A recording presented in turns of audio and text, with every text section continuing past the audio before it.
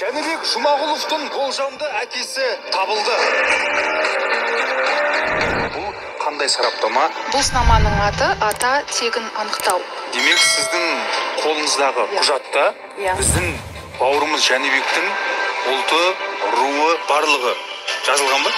Ру анықталады. Осы бала менің балам болып қалуы мүмкін деп ойладыңыз ба сонда? Иә. Что-то бірдеме сезіп қалдым да, жүрегіммен. Жалпы отбасыңыз бар ма? Бар, иә. Отбасыңыз біле ме сіздің осы бағдарламаға келгеніңізді? Мен өзім решаю. Принципе айтқан мен, иә. Демек, некесіз балаңыз болуы мүмкін. Әйелім айтты енді тұқымды жина, я понимаю.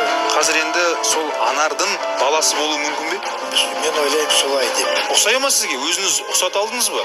Иә, мен өзім ұқсат алдым. Мен бір балама нетеді да, ұқсайды. Вот мына балаға ұқсайды да. Болжамды әке Бекшаев Қайрат, болжамды бала Жәнібек,